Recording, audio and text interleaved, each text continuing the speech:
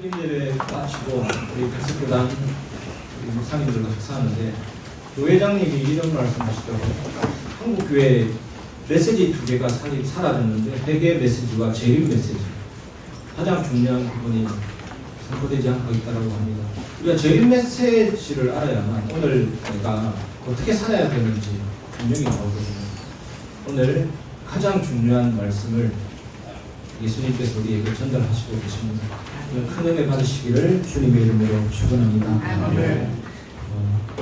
혹시 학생 때 우리가 깜짝 시험, 돌발적인 시험, 예고도 없이 선생님이 시험을 친다고 할 때 학생들은 당황할 수밖에 없습니다.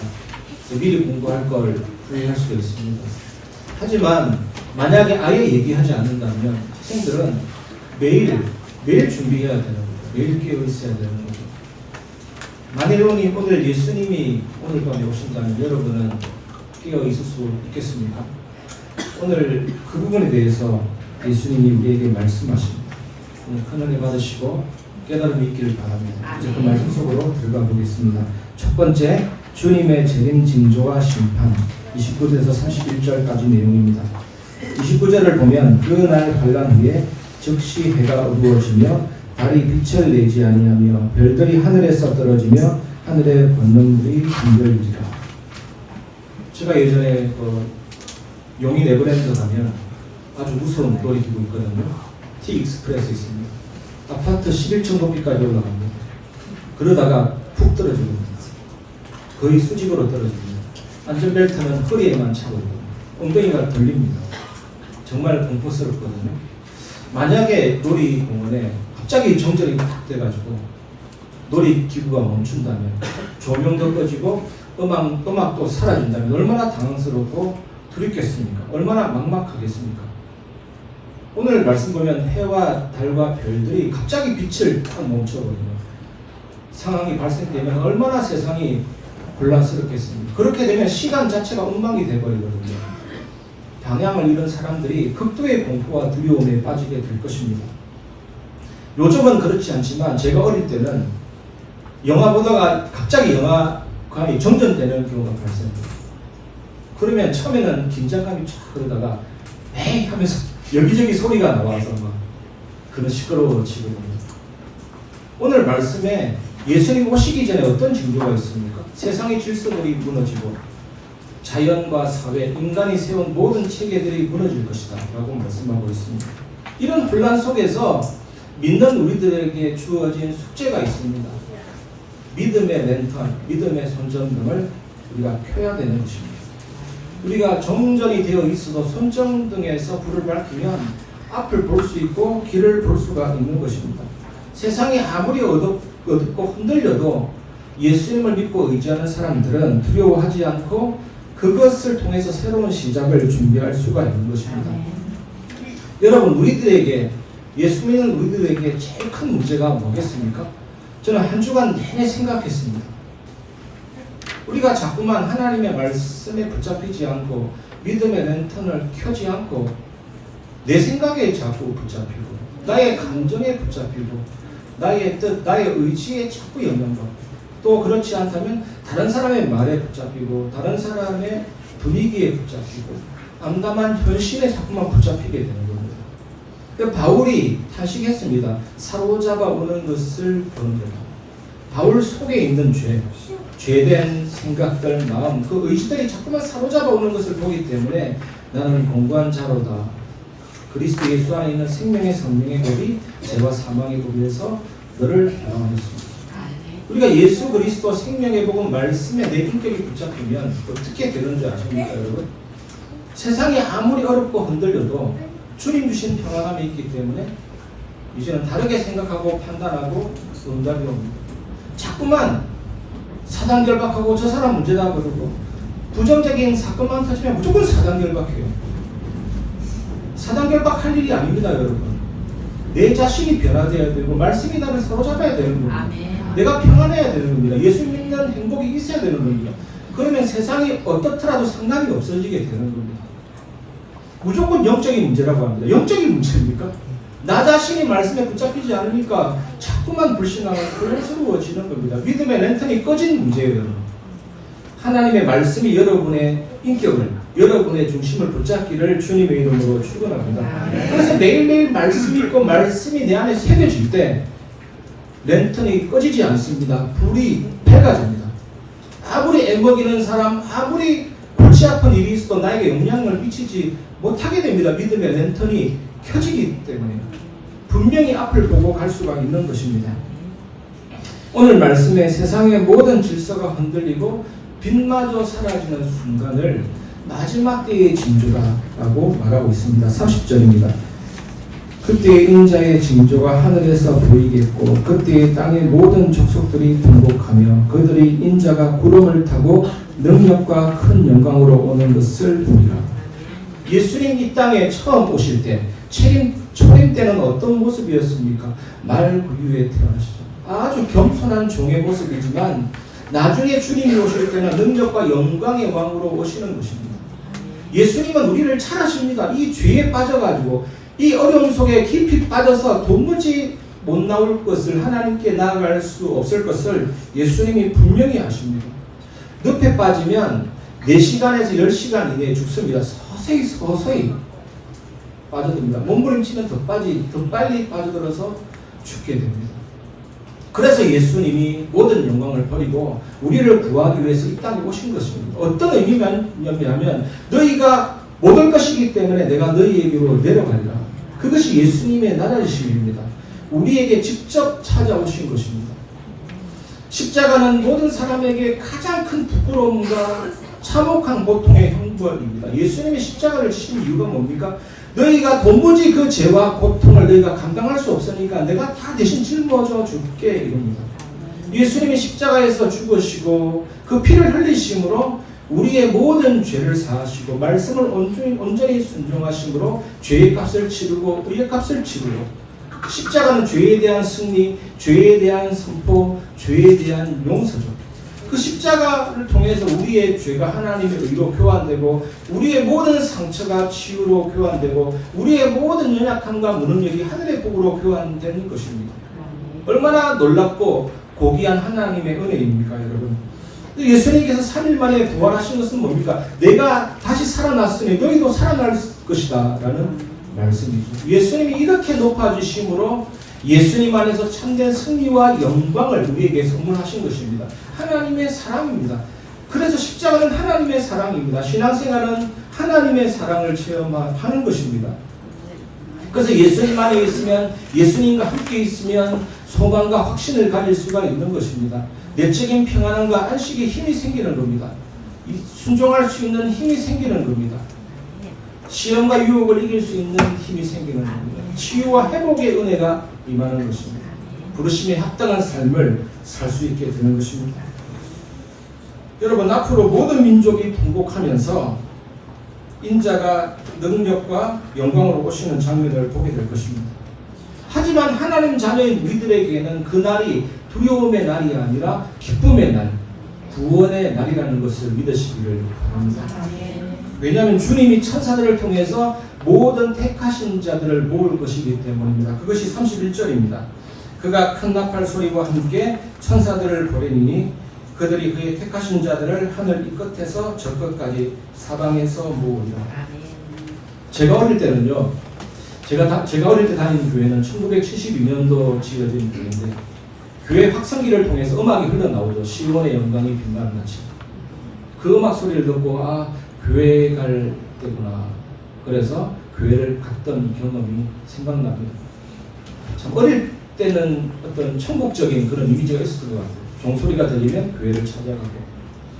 오늘 이 말씀은 하나님께서 주님의 재림 때 나팔 소리와 함께 모든 성도들을 부르신다고 하고 있습니다. 어디로 부르실까요, 여러분? 우리들을 영원한 집, 천국이라는 영원한 집으로 부르시는 거죠.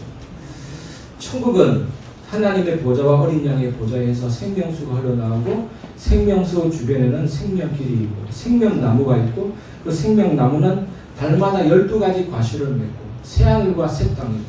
요한복음 14장에는 예수님이 우리를 위한 저서를 준비하러 간다고 말씀하셨습니다. 순결한 신부는 신랑을 바라보고 신랑과 같이 살 그 집 그 미래를 바라보듯이 예수 믿는 우리들은 예수 그리스도의 신부로서 영원한 하나님 나라를 소망하고 그 주님과 함께 살아가는 그 기쁨을 날마다 회복해야 될 줄 믿습니다. 여러분, 준비된 사람은 당황하지 않습니다. 나팔 소리가 울릴 때 준비된 사람은 드디어 주님 오셨다 하고 기뻐할 것입니다. 근데 준비되지 않은 사람은 헐, 벌써 오셨어 라고 이야기할 겁니다. 그래서 우리가 지금 할 수 있는 것은 주님을 기다리면서 날마다 조금씩 준비하는 겁니다. 그래서 언제든지 나팔을 울리더라도 당황하지 않고 천국 잔치에 들어갈 수가 있는 것이거든요. 그래서 오늘 작은 일로 시작하시기를 바랍니다. 나팔 소리의 그날을 기쁘게 맞이할 수 있도록 작은 일로 시작하시기 바랍니다. 여러분, 예수님 사역 이후에 2세기경에 영지주의 사상이 등장했어요. 영지주의는 뭐냐면 영혼만 깨끗하면 된다. 육체는 아무리 더러워도 된다. 죄를 지어도 구원에 상관없다. 세상을 마음껏 즐겨도 괜찮다. 영혼만 깨끗하면 된다. 라는 사상이 등장했습니다. 하지만 예수님은 그렇게 말씀하신 적이 없습니다. 영혼만 깨끗하다 하면 된다라고 말씀하신 적이 없습니다. 우리의 몸과 마음과 삶과 영혼이 회개하고 하나님을 믿는 삶으로 변화되어야 된다고 예수님은 말씀하시는 것입니다. 예수님께서 우리를 죄 사하시고 죄에서 자유롭게 한 것은 그 자유는 마음대로 살아가는 것이 아닙니다. 그 자유는 하나님을 사랑하고 이웃을 사랑하고 예수님을 기뻐하는 삶을 살 기회인 것입니다. 그래서 우리는 날마다 죄에서 돌아서고 하나님께로 돌아가는 회개와 믿음을 통해서 날마다 조금씩 준비해 나가는 신앙생활을 살아야 될 줄 믿습니다. 이것이 나팔 소리의 날, 그날을 기쁘게 맞이하는 방법입니다. 그래서 여러분, 우리가 예수님 믿고 구원받았다. 그것은 최초의 회개와 믿음이죠. 날마다 회개와 믿음을 반복해 나가는 것이 성화입니다. 죄와 싸워서 승리하는 경험이 일어나게 되죠. 나중에는 우리가 영화롭게 되는 것입니다. 그러면서 주님과 함께 살아가고 그 주님을 맞이하는 것입니다. 오늘 주님은 능력과 큰 영광으로 오실 것이라고 말하고 있습니다. 그런데 우리는 그날이 가까워질 때 우리는 그 징조를 알아차려야 됩니다. 그래서 예수님은 무화과 비유를 통해서 말세 때 어떻게 깨어서 준비할 것인지를 알려주십니다. 그것이 오늘 우리가 두 번째로 나눌 말씀입니다. 두 번째, 무화과 나무의 비유와 깨어 준비함입니다. 32절에서 33절까지입니다.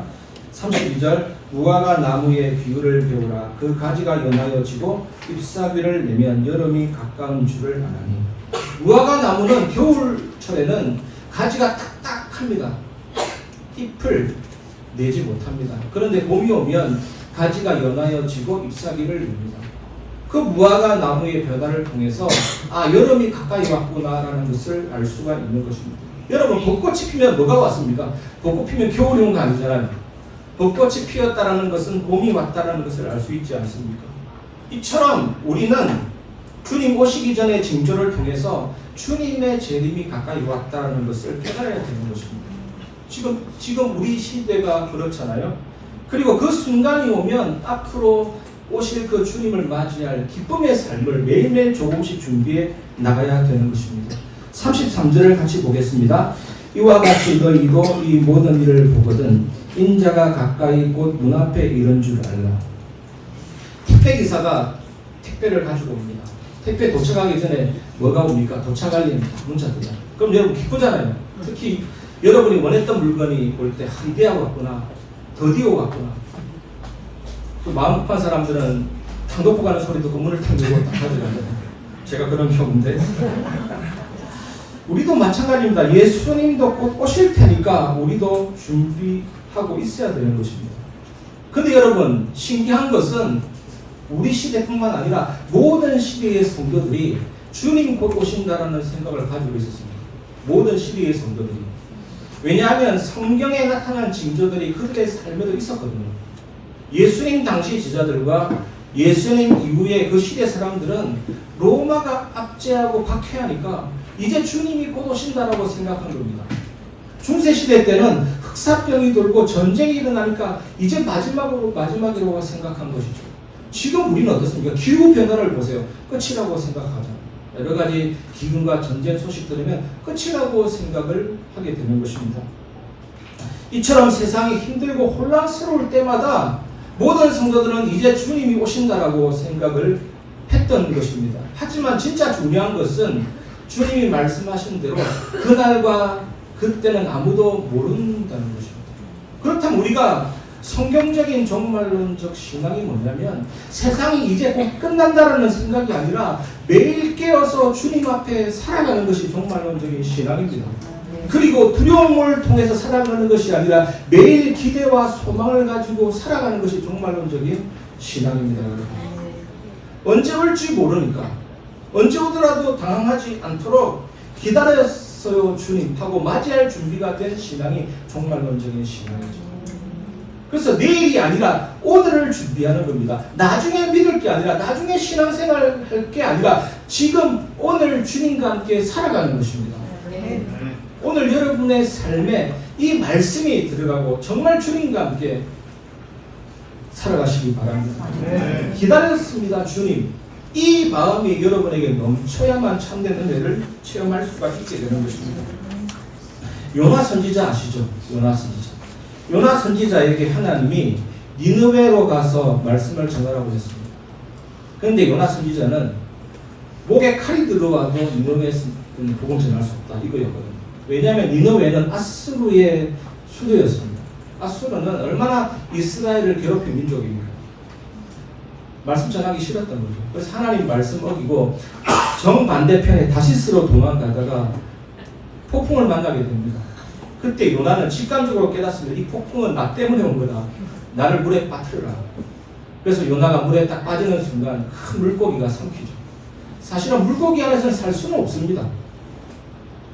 공기가 공급가 안 되기 때문에 초자연적인 하나님의 능력과 임재로 살았던 거지만, 하지만 우리가 일반적으로 살펴볼 때 평상시 늘 당연하게 여겼던 산소고 자유롭게 움직였던 모든 행동들이 당연한 것이 아니라 완전 하나님의 은혜구나를 깨닫게 됩니다. 그래서 뭐 숨 쉴 수가 있습니까? 움직일 수가 있습니까? 그동안 놓쳤던 모든 것들이 하나님의 은혜구나를 깨닫게 됩니다. 그래서 내가 버려졌다라고 생각했지만 하나님의 은혜로 나를 구하실 거라는 믿음을 가지고 물고기 뱃속에서 회개하게 된 겁니다. 그래서 물고기가 토에 그 요나를 토하게 되고 요나는 하나님의 뜻을 따르게 됩니다. 여러분 매일 몇 시간에 그 은혜를 체험하시기 바랍니다. 매튜 헬리라는 영국의 신학자, 제가 여러 번 말씀드렸는데 이 사람이 늘 다니던 집으로 가는 길에서 강도를 만났거든요. 진짜 꿈에도 생각 못했던 거예요. 너무나도 안전한 길인데 눈 감고 갈 수 있는 그 길에 강도 만나면서 깨달은 겁니다. 당연한 것이 아니구나. 정말 하나님의 은혜구나. 회개하며 감사기도 했다고 합니다. 여러분 모든 순간에 정말 주님 앞에서 깨어있는 삶으로 감사하고 회개의 삶을 사시기를, 믿음의 삶을 사시기를 주님의 이름으로 축원합니다. 아멘. 무화과 나무잎이 피면 여름이 가까운 것을 알듯이 우리는 이제 이런 말세적인 징조를 보면서 준비해야 되는 것입니다. 그럼 우리가 어떻게 준비를 할 수가 있겠습니까? 성경의 모든 예언들, 구약의 모든 예언들이 다 성취됐거든요. 이제 나머지 한 개 남아있는데 재림에 대한 예언입니다. 그 재림의 예언은 반드시 이루어집니다. 그래서 우리는 말씀과 기도로 조금씩 주님의 때를 기다려야 될 줄 믿습니다. 이것이 마지막으로 나눌 내용입니다. 세 번째, 하나님의 말씀과 재림의 확실성입니다. 34절에서 36절까지입니다. 34절을 보시면 내가 진실로 너희에게 말하노니 이 세대가 지나가기 전에 이 일이 다 일어난다. 이 세대는 예수님 당시 살았던 사람들이라고 해석하는 사람이 있고, 또 다른 사람들은 모든 불신앙하는 사람들의 세대라고 말하는 사람이 있습니다. 또 어떤 사람은 모든 믿는 사람들의 세대라는 것으로 해석하는 분이 계십니다. 하지만 이 모든 해석의 초점은 준비된 삶입니다. 준비된 삶. 저는 처음에는요, 응답만 쫓는 신앙이었거든요. 그래서 응답이 있으면 신앙이 고무되고 응답이 없으면 흔들리고, 그러다가 하나님은 응답이 없는 침묵을 만나게 하시고, 응답을 원했는데 응답 안 주시고 침묵을 하시고 하나님. 근데 그런 상황 속에서도 하나님의 뜻이 뭔지 계획이 뭔지를 생각하는 삶으로 인도해 주셨습니다. 또 신앙이 점점점 열매 있듯이 익어지면 이제는 하나님이 응답 여부와 관계없이 하나님과의 관계 속에서 오는 참된 평안함을 누리는 신앙으로 우리를 이끌어 주십니다. 아멘. 그리고 결국에는 나의 삶과 죽음조차도 하나님께 맡기는 신앙으로 하나님을 인도해 주십니다. 아멘. 진짜 참된 신앙은 예수님 재림을 바라보면서 온전히 예수님께 집중하는 신앙입니다. 그렇게 우리를 인도해 주십니다. 왜냐하면 천재는 없어질지라도 예수님의 말씀은 변치 않기 때문에 여러분 정말 이번 한 주간 이 사실을 체험하시기 바랍니다. 35절입니다. 천지는 없어질지언정 내 말은 없어지지 아니하리라. 여러분 모기 패치 효과 오래 가지 않습니다. 모기 향 오래 가지 않습니다. 다들 목에 겉들이십니까? 12시간? 말이 12시간이지 별로 효과 없습니다. 그래서 없어질지언정이라는 이 말은 효과가 없다 이런 뜻이에요. 천지는 효과가 없을지라도 하나님의 말씀은 영원한 능력에 영원한 변치 않는 하나님의 말씀이죠. 그래서 우리는 어떻게 살아야 됩니까? 어떻게 준비해야 됩니까? 하나님 말씀을 내 안에 새기고 하나님의 말씀을 삶의 기준으로 삼아야 될 줄 믿습니다. 그래서 세 가지 단어를 꼭 기억하시기 바랍니다. 첫 번째 단어 생각해봐, 느껴봐, 살아봐. 생각해보고 느껴보고 살아가시기 바랍니다. 그게 뭡니까? 하나님 말씀을 내 마음에 깊이 담고 그 말씀을 생각해 보시기 바랍니다. 하나님의 뜻을 마음속으로 느끼면서 깨달아 가시기 바랍니다. 하나님의 말씀을 붙잡고 그 말씀이 성취되는 삶을 살아가시기 바랍니다. 생각해봐, 느껴봐, 살아봐. 이것이 주님 오심을 준비하는 매일의 작은 실천의 삶임을 믿으시기 바랍니다. 그런데 여러분, 주님께서 다시 오실 정확한 날과 시간은 아무도 모른다고 하십니다. 36절입니다. 그러나 그 날과 그때는 아무도 모르나니 하늘의 천사들도 아들도 모르고 오직 아버지만 아시느니라. 여러분 얼마나 좋겠습니까? 내가 10년 뒤에 올게 하면 얼마나 좋겠어요? 5년 뒤에 올게 하면 얼마나 좋겠어요? 그냥 적당히 살다가 바짝 준비하면 되잖아요. 우리 잘하는 거. 그런데 그렇게 하지 않습니다. 언제 오실지 모르기 때문에 우리는 매일 준비된 모습으로 살아가야 되는 거죠. 예수님이 그 날을 정확하게 알려주지 않은 것은 우리가 하나님을 끝까지 신뢰하도록 하기 위함입니다. 왜 지금이 아니죠? 라고 말하는 것보다 하나님의 타이밍, 시간을 신뢰하는 믿음을 가지시기를 바랍니다. 만약 정확한 시간을 안다면 온갖 사람들이 온갖 꼼수를 부릴 것입니다. 그래서 우리는 주님의 재림을 깨어 준비하는 삶을 살아야 될 줄 믿습니다. 오늘 말씀의 핵심은 간단합니다. 주님 오심을 깨어 준비하는 삶인데 기도와 말씀으로 주님께 집중하는 그 은혜가 여러분에게 임하기를 바랍니다. 말씀을 마무리하겠습니다. 주님의 오심을 기다리며 매일 기도로 준비해야 됩니다. 여러분 우리는 주님이 언제 오실지 알 수 없지만 소망을 가지고 준비할 수 있습니다. 그 방법이 예수님과 대화하는 것, 예수님과 소통하는 것, 매일 대화하는 것입니다. 오늘 밤 여러분 집에 가시거든 한번 해보시기 바랍니다. 조용히 눈을 감고 우리 하나님께 예수님의 이름으로 오늘 내 삶은 이랬어요 라고 대화하듯이 예수님께 말해보시기 바랍니다. 오늘 기도하면서 오늘 정말 힘들었던 것과 좋았던 것을 하나님 앞에 아뢰시기를 바랍니다. 그런 것들이 바로 기도입니다. 주님이 언제 오실지 모르겠지만 날마다 깨어있는 삶이 되게 하소서라고 기도해 보시기 바랍니다. 이것이 하나님의 말씀을 가지고 기도하는 내용이잖아요. 그래서 매일 짧고 간단한 기도로 주님과 대화하면 이제는 주님께서 오시는 날이 두려움의 날이 아니라 기쁨의 날이 될 것입니다. 주님과 대화하면서 날마다 동행하면서 여러분이 깨어 준비하는 삶을 사시기를 주님의 이름으로 축원합니다. 그 날이 오면 기다렸습니다. 주님 이렇게 기쁘게 맞이할 수 있는 신앙인이 되도록 이번 한 주간 정말 여러분의 삶이 기도로 깨어있는 삶이 되시기를 주님의 이름으로 축원합니다. 이 시간 말씀을 마무리하면서 모든 열방 주 볼 때까지 같이 찬양 드리겠습니다. 깨어있게 하옵소서, 기도하게 하옵소서. 마음을 갖고 노래하겠습니다. 내 주의 영광을 보내 우리 가운데 신 주님 드린 난 영광 또 하늘 덮고 그 찬송 땅 가득해 내 주의 영광을 보내 찬송 가운데서 신 주님 주님의 얼굴은 세상 나가네 번능의 밝으셨네 주의 영광 이곳에 가득해 우린 선의 주님과 함께 찬양하며 우리는 전진하리 모든 열방 주볼 때까지 하늘 아버지 우릴 새롭게 하사 열방 중에서 주를 섬기게 하소서